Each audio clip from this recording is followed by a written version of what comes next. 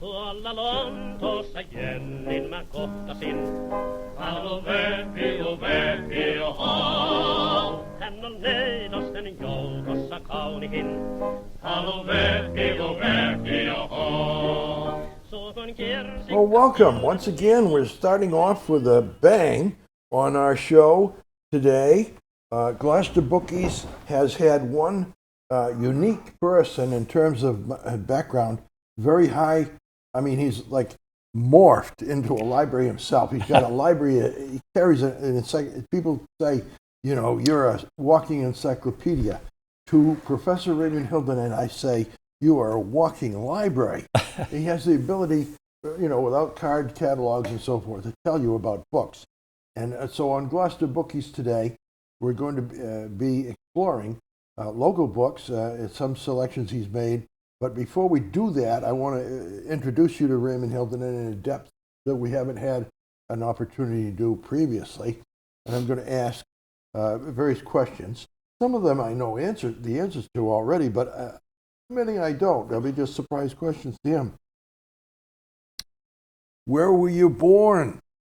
Right here on Cape, and as all of my brothers and sisters and mother and father, but my grandparents, of course, came from elsewhere. Well, we are all ultimately children or grandchildren or so on of immigrants. So, and I understand your background is both, was it French and Finnish? Yes. Yep. French and Finnish, which is a combination that obviously results in librarian. We're going to try this next thing. Your first contact or use of a library goes back, I think, to grade school at the Lane School. Yes. The old Lane School. It's been torn down now, but it existed one time in near Lanes Cove. Lane School in Lanesville. What did you do? Yeah, absolutely. And many of our listeners will know John Prybot, who also got me interested in libraries, and we did a show once with him as well. And it was just amazing to me, and looking back, it was then already a 100-year-old school. And yet they had a small room dedicated to books. And once a week, a librarian from the Sawyer Free Library would come. Miss Crowell was usually the one. And she would, in addition to what was in storage in the library, she would bring books from the Sawyer Free Library. And one summer they did a program in which they gave ribbons to the people who read the most books. And Selma Natty, the cousin of Susie Natty, one of our participants here in this show, and I were close to a tie, but I broke away at the end and got the medal. And so, one of the things I loved is you could walk by walking to Plum Cove Beach. You could walk by and pick up a book and take it to the beach. However, I didn't know that you weren't supposed to do that, so I got scolded because there was sand in one of my books when I brought it back. They didn't want you to bring it to the beach. They weren't usually beach books. But I can imagine the kind of beach books you brought, probably much more highly educated than usual.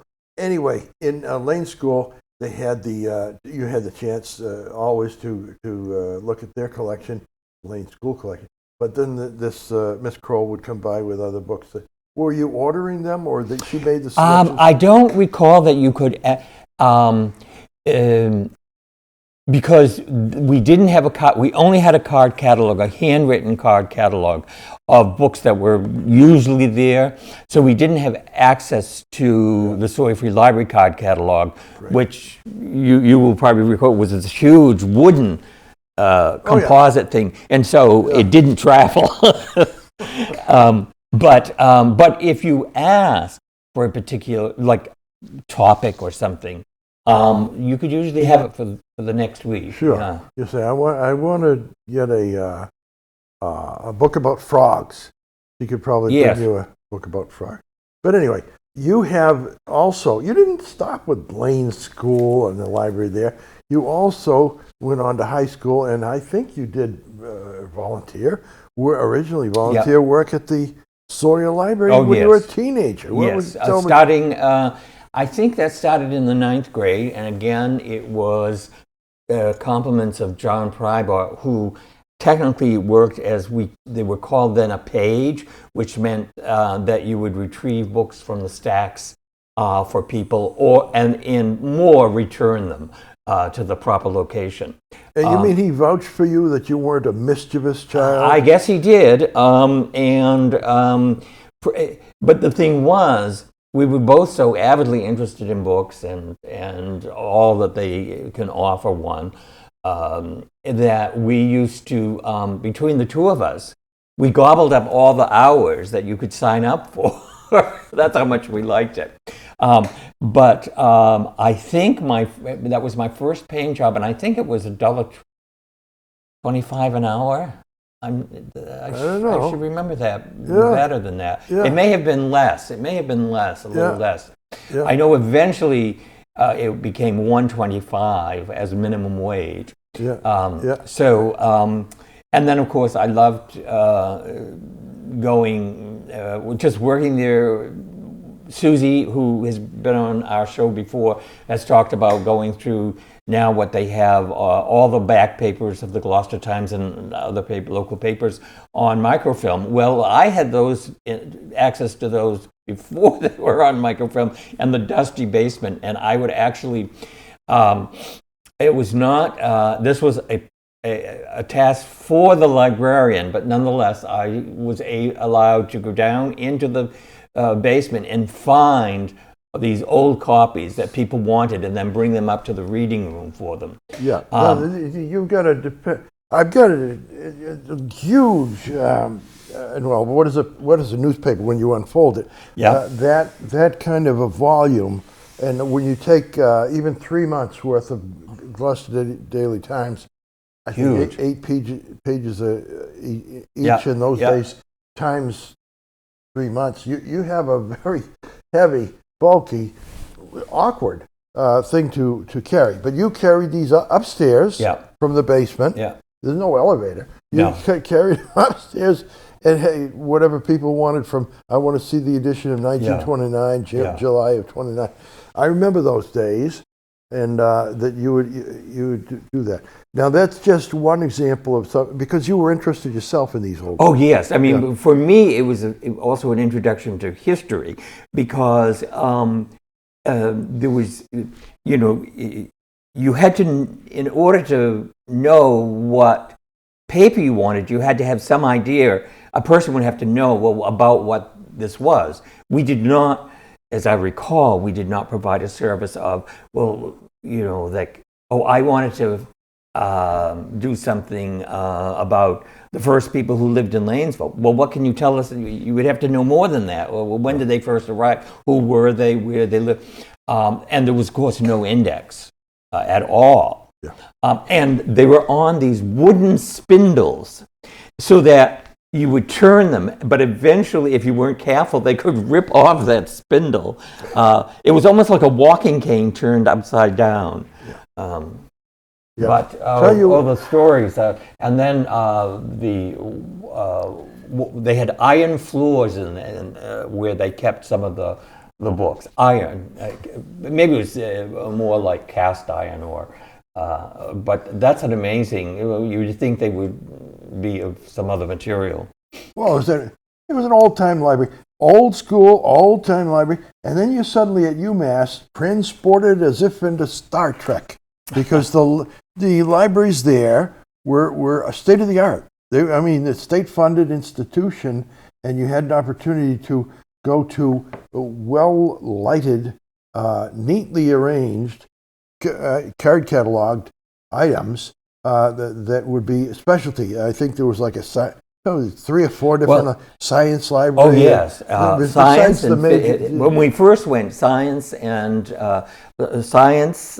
life sciences and physics and chemistry all had their own libraries. Their own libraries. And And then in the early 70s, of course, the world's tallest library was built, and many of them merged back into that collection. Right. And you were able to be part of that as well. Oh, yes. Yeah. May I say, there would be, now this is rightly your role, but I'm a scientist of some kind, a physicist, professor, many degrees, long time instructor, and I come to you asking you, I don't know, about the first book that Einstein wrote or something, and you would know that.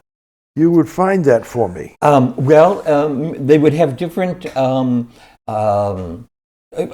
was such a big library, they would have huge numbers of staff.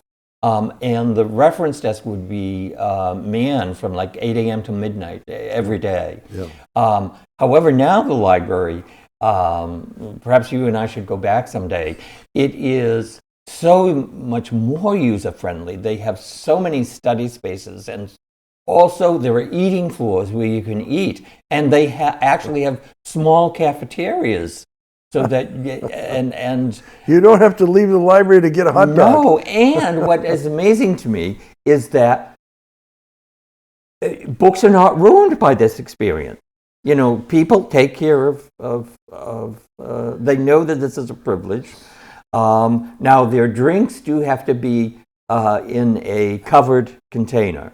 But it's just amazing. And also, what if I was John Belushi and I had a food fight in the library? Well, you'd be thrown out, I guess. Anyway, we're developing something here, a drumbeat on the way to Raymond being able to tell you about some selections of books he made. But I want you to have an idea that his background is extensive, multi-decades. You did a degree in library science? And then also, you see, originally I was ABD in history. I did not finish my PhD for history. Right. So history and books have always been, sort of tantamount to the Garden of Eden to me.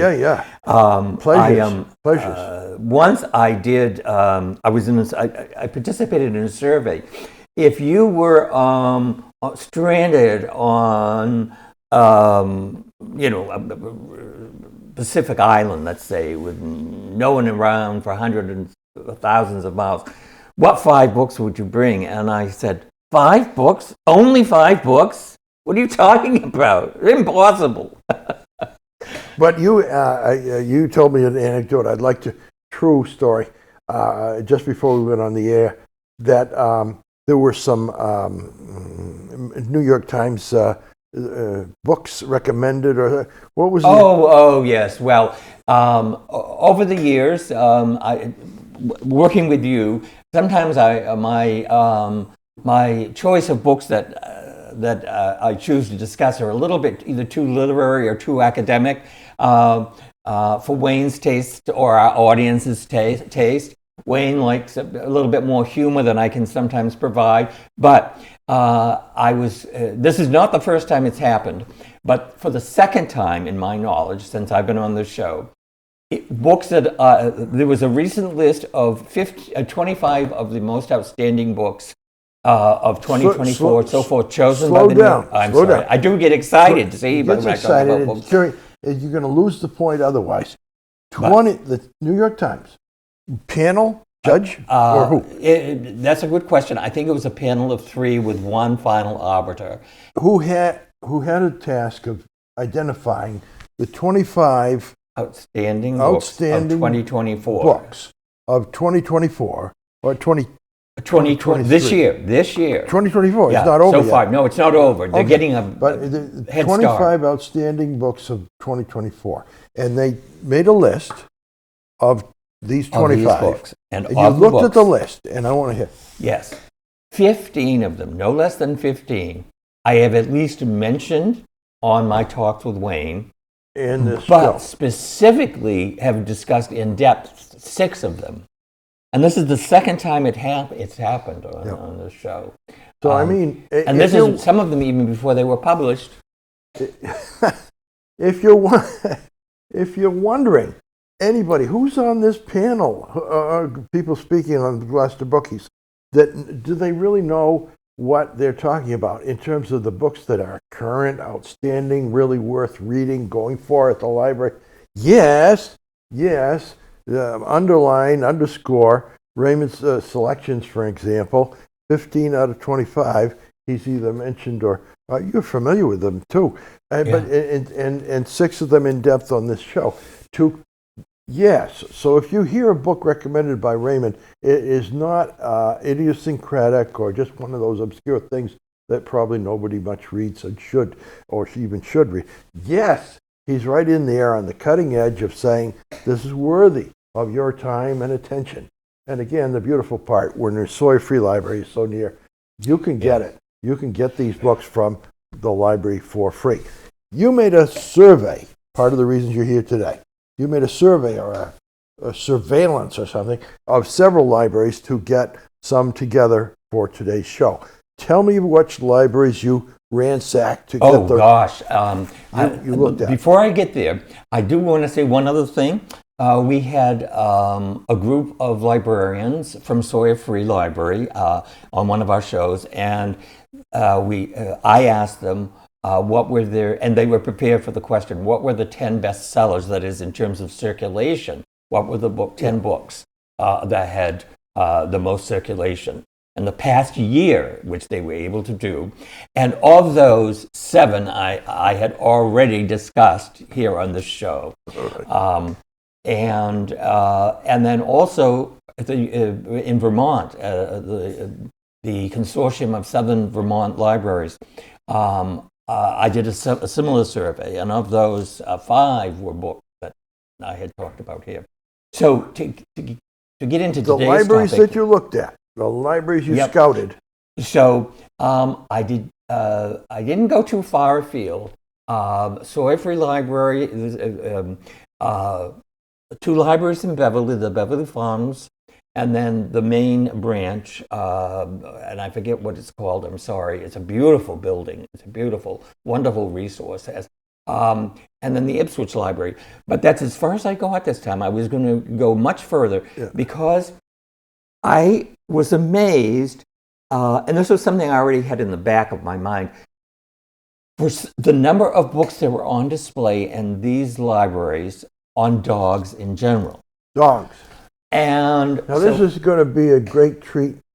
You can either turn the show off because you know now you don't like dogs, or you're going to stay riveted because this is about books about dogs. Go ahead. So, and in particular, because I had also been doing some reading in some very basic scientific literature about how important dogs have become in research, both, first of all, dog research, that is, what makes a dog, the dog DNA and so forth, but also how dogs are now being used as subjects in the equivalent of human research. And what is really fascinating is that, and I was gratified to see this, that dogs are now being used, and they are given the rights of humans as the same rights that humans have to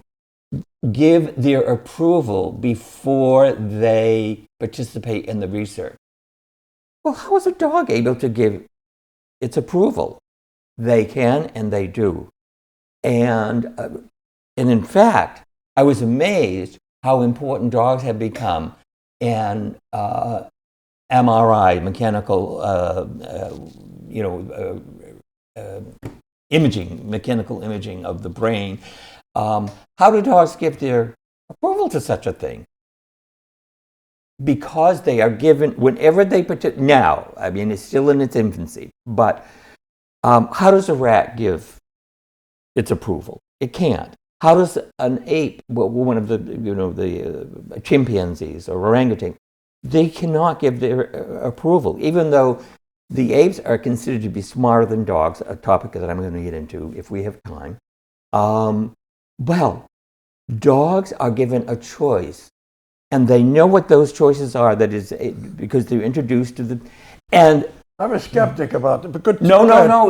I was too. But Here's an empty bowl, and here's a bowl with food. This one says, yes, I'll do the experiment. No, that's what I thought. Because it's a reward. No, because the reward sometimes can be because you know Tell the me dog what it wants really the is. reward. Tell us what it really is. Yeah, I'll just give a couple examples. They have to be to participate in the MRI. They have to have a vest put on them, and they're given the choice between 3 things in the vest.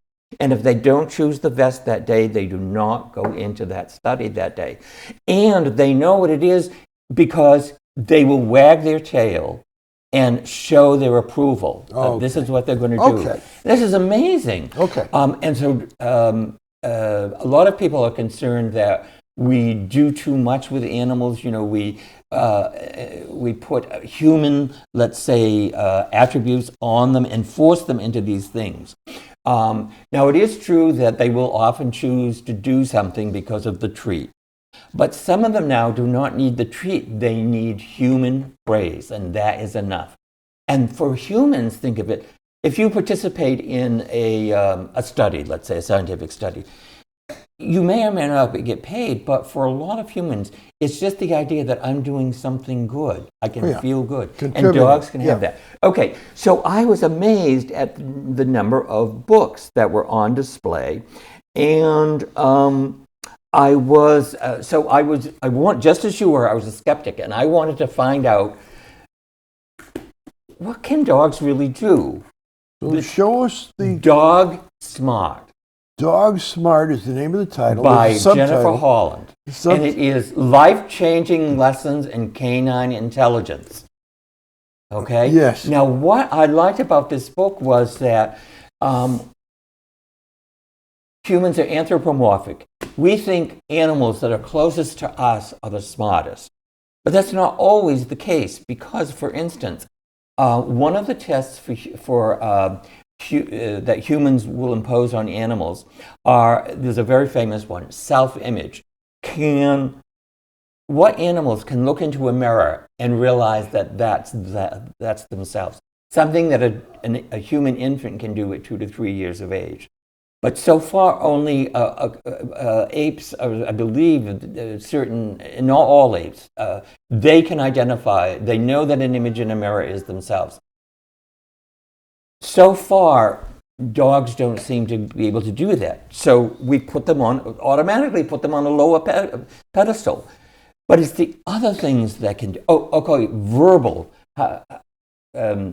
There was a study, it mentioned of that the most number of words that any one dog, as a dog in Hungary, can know is 1,200. I don't know how they came across this. But the thing about that is dogs do not have verbal capacity to communicate. But that doesn't mean they can't communicate. And the reason, of course, is physiological and anatomically that they don't have the vocal cords that we have. And that apes are close to having, but really don't. How... Dog Smart. Does it do you've given examples. Yes. How a dog in Hungary can understand 1,200 words. Hungarian words, I suppose. But a difficult language to learn otherwise. Unless you pick it up in puppyhood. And then, this says Dog Smart. Do they go through the description of the tests? Yes. And then the relative likelihood that this means that they're smart? Yes. Or smart as? Well, not quite like that, but very similar. For instance, and I saw your eyebrows go up. How can you do an MRI on a dog? The only animals we have done MRIs on they're dead. Because the MRI, you go into this tube and you're surrounded by the noise and that horrible clanking, and we know that dogs are very sensitive to sound. Like on 4th of July, they run for cover. Yeah. So, but it was a learning process that step by step with their trainer. It was broken into 5 steps to get them to do this, and they did give them permission, their permission, which was a wag of the tail. So first they would just, the first thing was to get them into a tunnel with none of the sound effects, okay? And the agility trials, perhaps you've seen a lot of dogs do agility trials, and one of the things they do is to run through like an ear tunnel that's, and they have to do it in like 3 to 5 seconds or something. Well, let's cut it short to the MRI. Sure. A dog has shown its approval, wagged its tail, and gone through the 5 tests, or 5 stages on the way, and gets an MRI. Then the MRI is what proves that it has a brain? No. It shows us how a dog thinks. Like that, in fact, how intelligent they are, by taking images of the brain when they are given tasks to do, in particular, what parts light up or something. Yes, and sense. And so, according to this book, that the most important sense to a dog is the sense of smell, and that, for instance, and this is important in some of the medical studies that they have been involved in, that they can detect in some instances a particular chemical compound in one drop in so much water, let's say, where it's one part out of 2 billion, and the dog can detect it. Right. And they can identify it. More than that, they can identify it. Due respect. Yes. Being able to smell something Exactly. is not necessarily smart. No, you're right. I can smell things. Doesn't make You're me right. shit. You're right. So that was the second part. They can identify it, they can quantify it, okay. and they can, and then they take it to the next step in medicine. For instance, in Parkinson's disease, dogs can now, and this is since 2013, dogs can be used over and above any known test to detect Parkinson's disease in humans. Wow. Now that's kind of, to me, breakthrough news. It is. Yeah. I've heard of CAT scans, but very good. This is a dog scan. No, so much so that you mean with great accuracy they can. Yes, yeah. So much so that there are some cases where people have been they were turned down by their doctors because Parkinson's disease, by the time it is recognized by the studies we currently have, that is the traditional medical studies that we have, not dog studies on finding this out, that it sometimes is 10 to 12 years already established in the human body before it can be determined. And so therefore, in many cases, it's too late. But now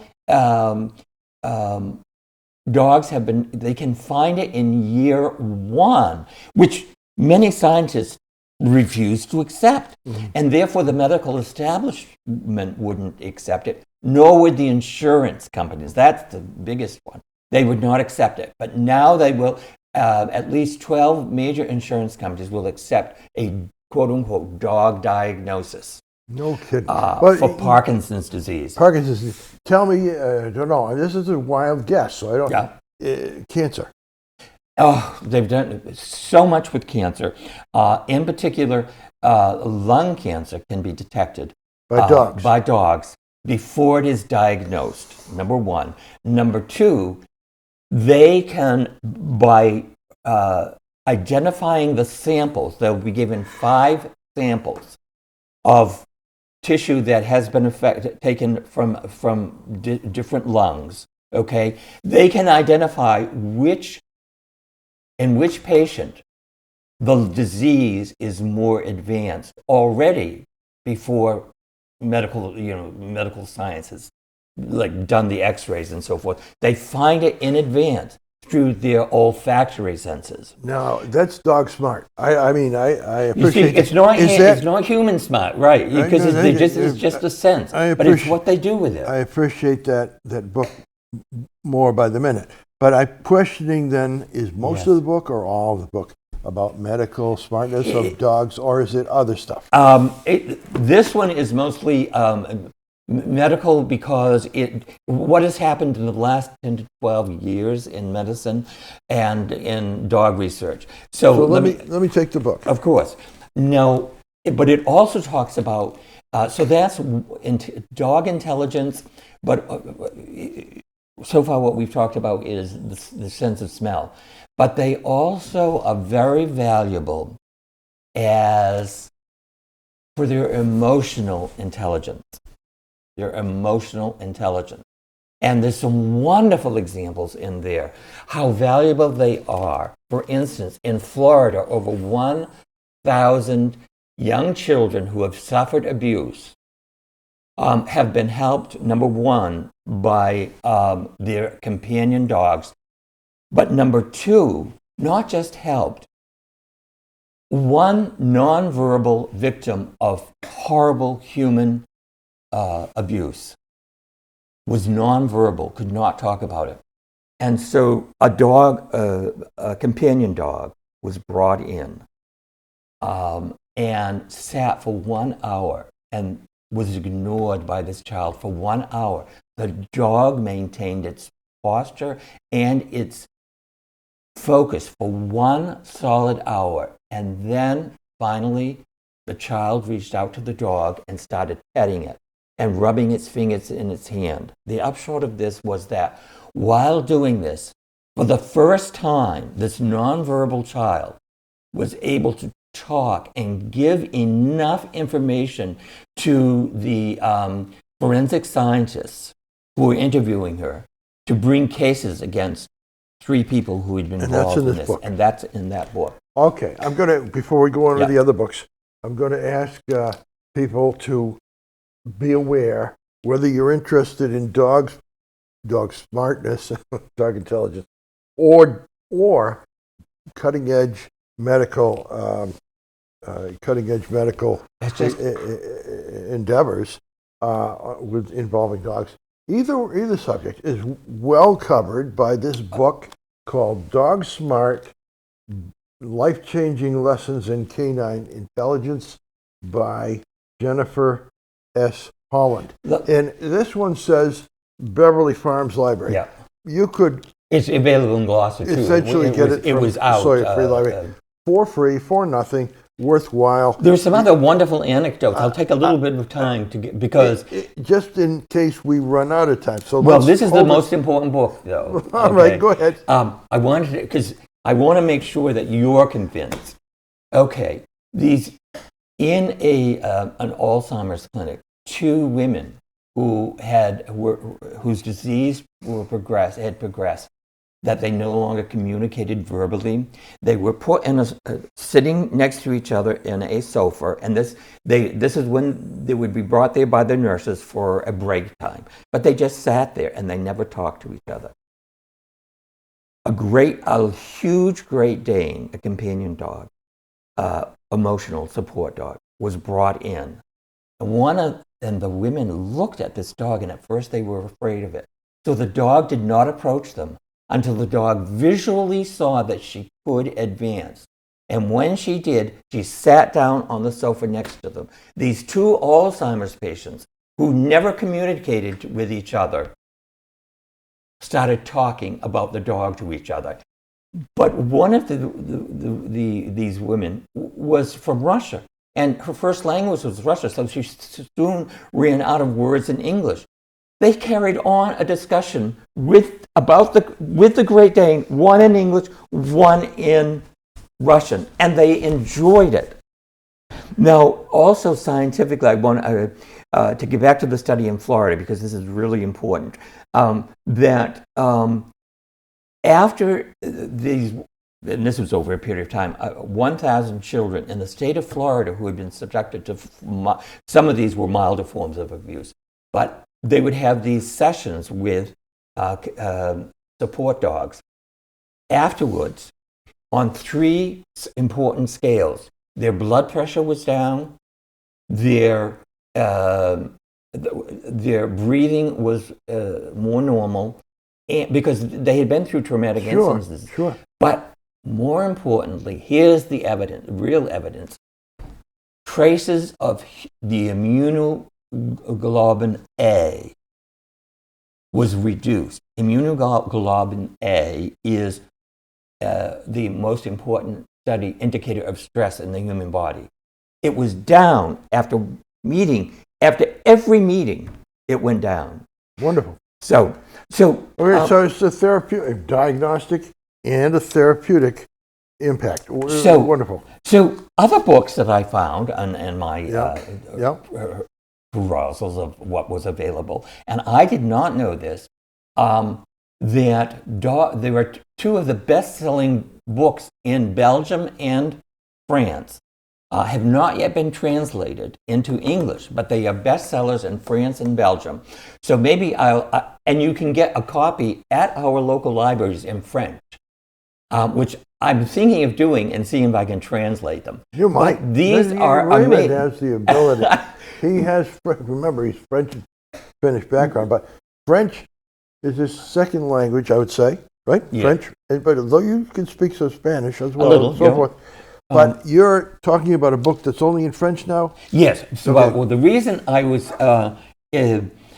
it translates into English, and I beg your pardon. It is also available in Canada, but again, only in French. Published by the University of Toronto. I don't know why it's not yet been translated into English. Soon will be. But so here, you and I have expressed our dismay at the number of books that deal with romances. That is, like how,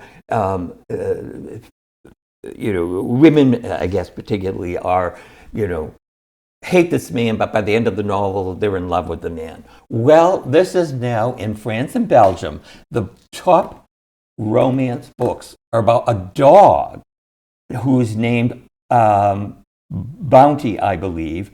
That this dog is a character in this series. That's the #1 series in France and Belgium, to repeat. But the dog, because of their emotional intelligence, guides this woman through her romantic stages. Okay. And I just thought this was so funny. But also, it's just another step forward that dogs now can be part of the romance fiction is. Well, instead of seeing eye dogs, they're seeing heart dogs. So it's contemporary romance, and this woman is literally guided through the steps of romance. Now, they're also investigating a murder, and she cannot stand the guy, who, of course, is handsome and has all the other attributes that a contemporary. Is an ex-murderer? I don't know because I haven't read it. Oh, you don't know who's who. All right. It's good. All right. And then, but we can't. Go ahead. Give us something that's not in French. What's the next one? The dog who came in from the cold. The dog who came in from the cold. Yes, is in English. Yes. Yes. And is about, now believe it or not, it's about a dog who finds for the first time, now this is fiction, okay, but found the Yeti in the Himalayan Alps. He tracked it down and found the Yeti. And so the Yeti is also a star of this book, The Dog Who Came In From the Cold. Okay. And then there was another series, which I did not know, you said series? Yes. This dog that finds the Yeti is a series? Yes, because he has now gone into outer space in a space shuttle. So, anyway. This is actual people are buying this book? Yes, they are bestsellers, Wayne. Okay. Now, speaking of bestsellers, still the all-time bestseller, How to Be Your Dog's Best Friend by the Monks of Ski. They go into it's a wonderful book. This is, even though it was published over 50 years ago. Have you never heard of it?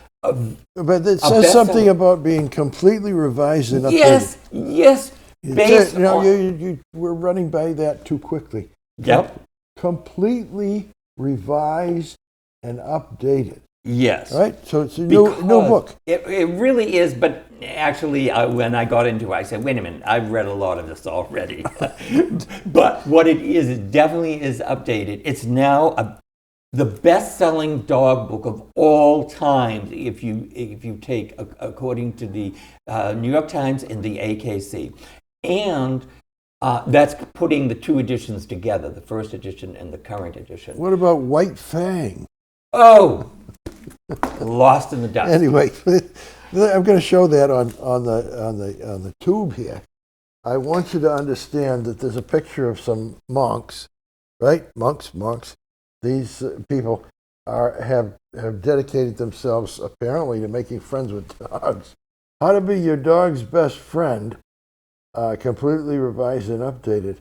And I gather that you read this twice. You read this when it was 30 or 40 years ago, and you read it and again, I've skimmed it, and you feel like it's worthy to be the best-selling. Oh yes, because what it has done, and again, here's the tie-in, that they are aware of these many scientific studies that have shown what they wrote about, and that monks, going back to the 13th century in the Cistercian monasteries and also Benedictine monasteries, where they wrote about what the intelligence of dogs, but from the human intelligence of dogs, okay?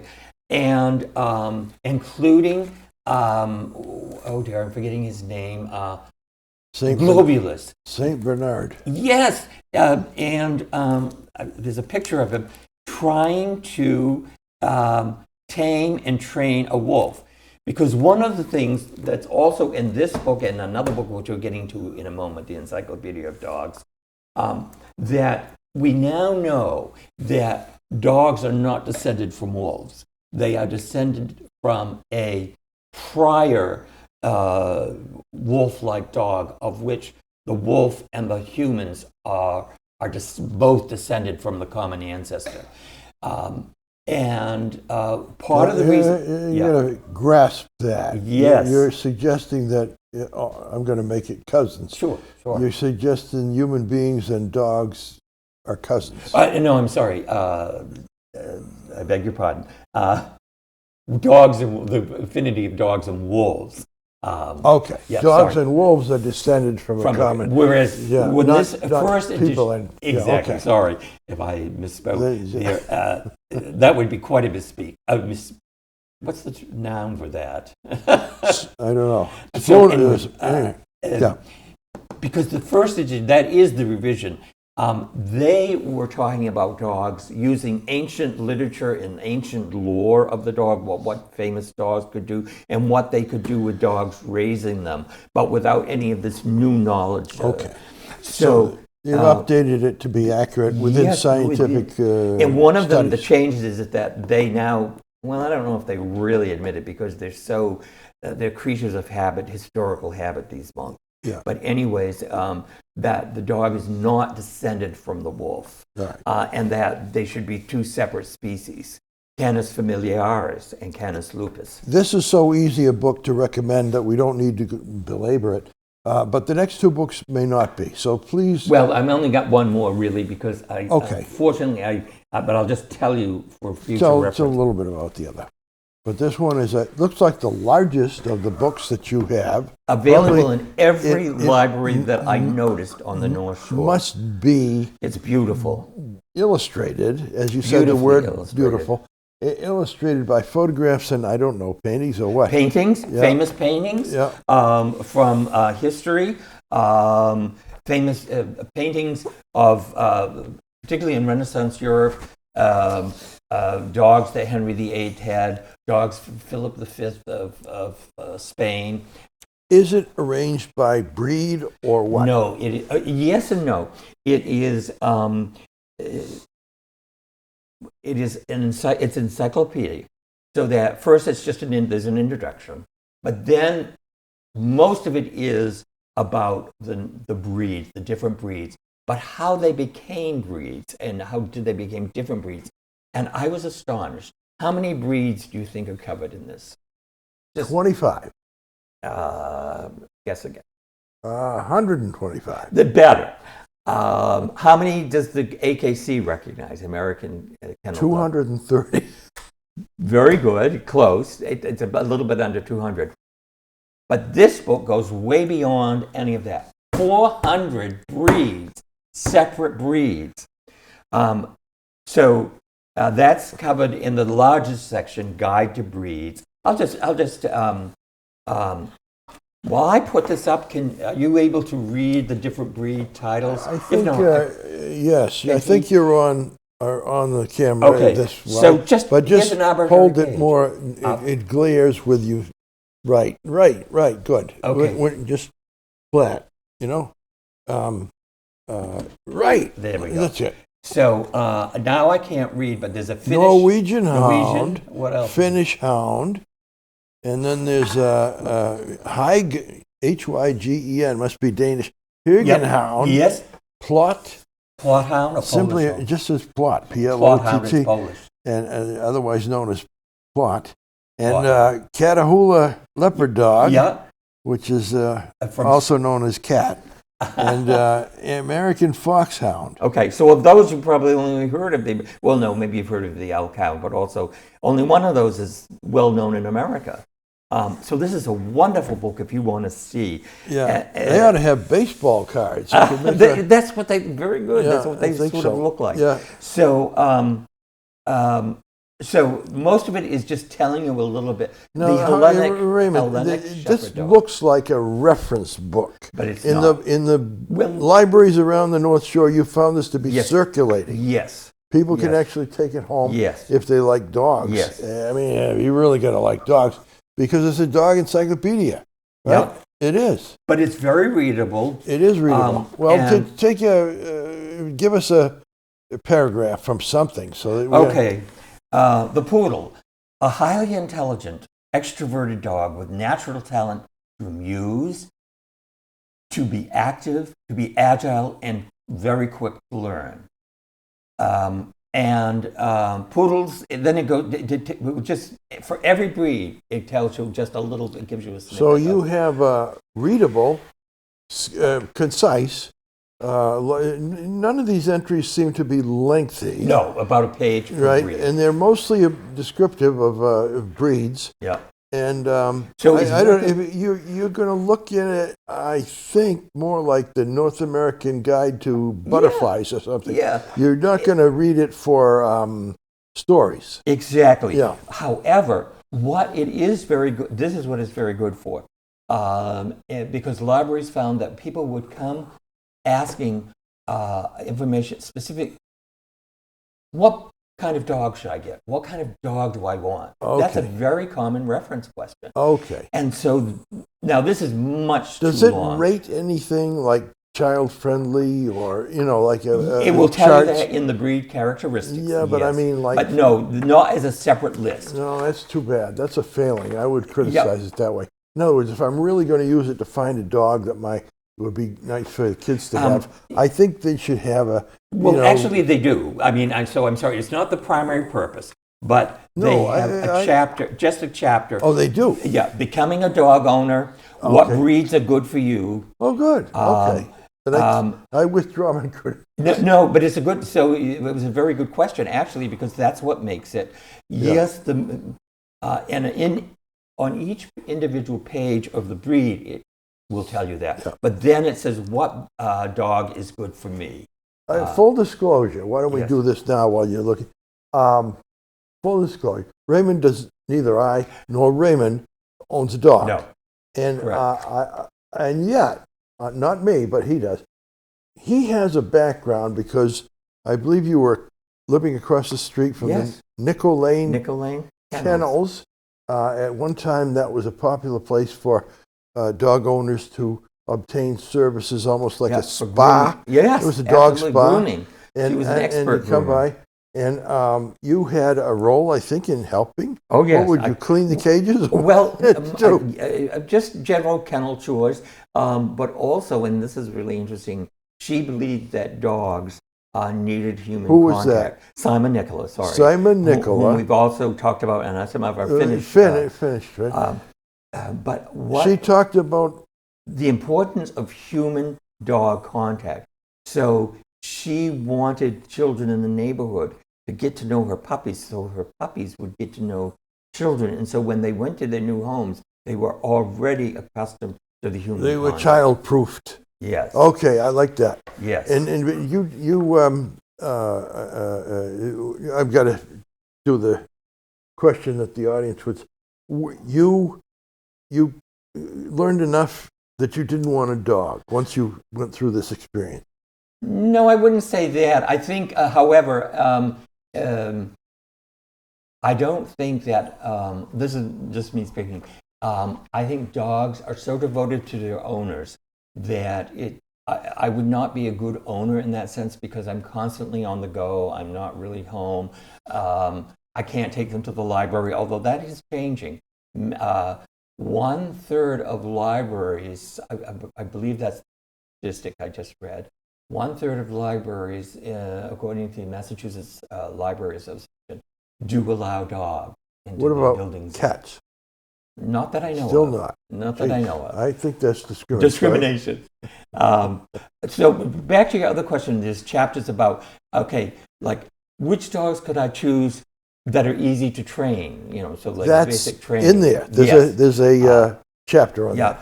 Okay. Which dogs have strong grooming needs? So if you don't want to be grooming your dog, you don't buy these. Okay. And if you like grooming a dog, there's one that's just perfect. It's a Do match. any dogs need special diets? That it is. That's not such an important thing, I don't think. Well, it is, of course, what they eat, but is dogs that might require a special diet because of certain breeds are susceptible to certain diseases, certain breeds. Okay. And if you give them a good diet, balanced diet, you can avoid. You can't feed them chicken bones, can you? No, and nor chocolate. Chocolate is poisonous. Taboo. Yeah.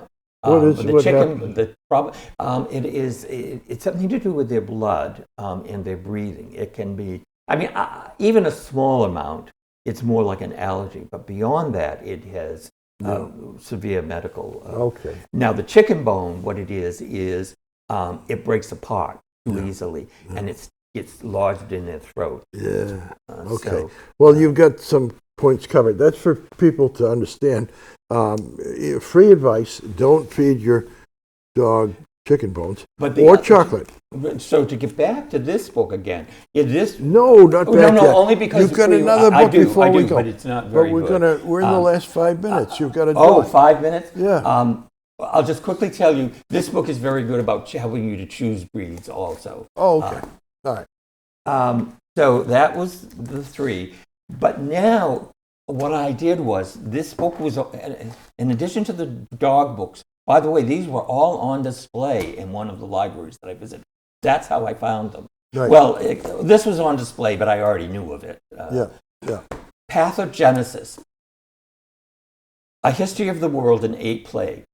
Now, I'm going to talk about this book in more detail future because it ties in with my history bent, But one of the things that I read is that dogs are very good at identifying pathogen.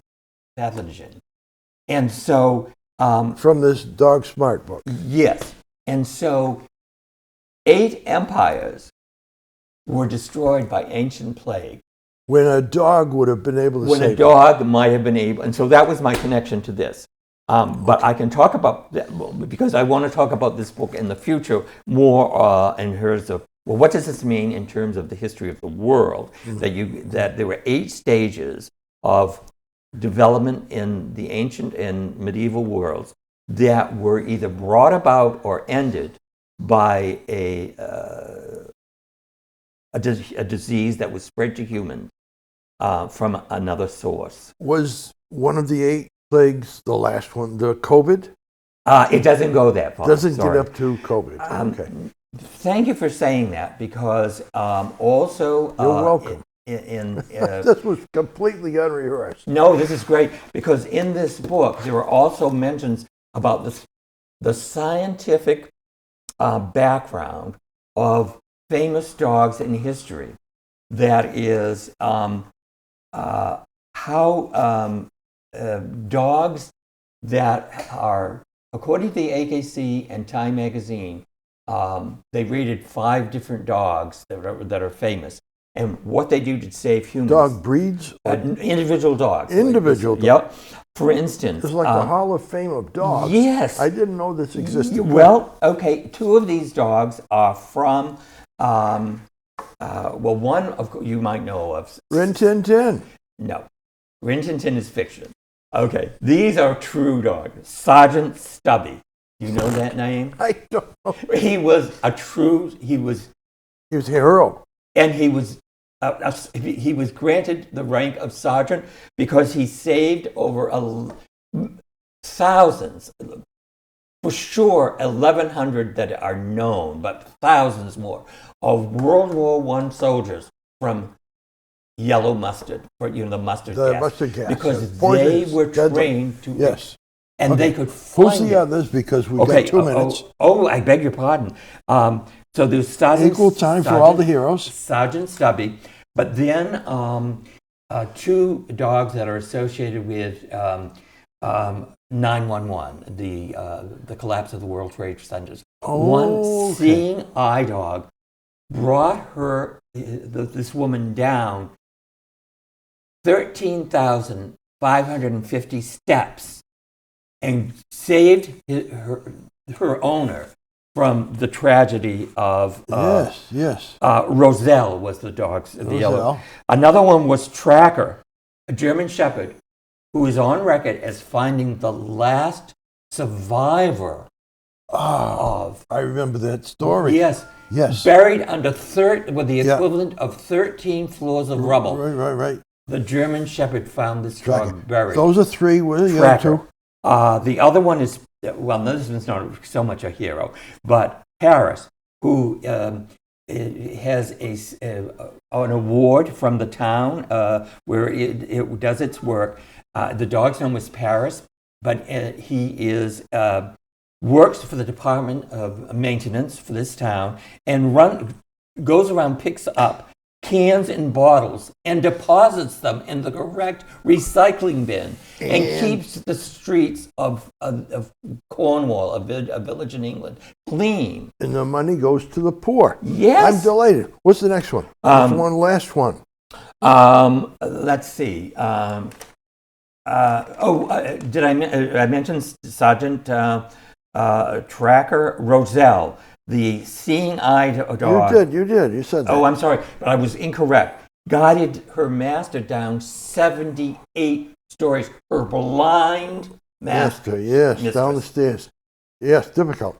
All right, but you didn't. You did 4 and you missed one. Okay, well. Who was it? We're going to put. One other thing. He's known in France as Super Chien, the super dog of France. This dog has now been written about in 13 different books, but it's a conglomeration of all the things that this dog has done. Barks in 7 different languages. Thank you. Super Chien. Super Chien. The super dog. Thank you very much. There's been another wonderful episode of, this time, Gloucester Bookies, and we'll be back again another time. Thank you. Bye-bye.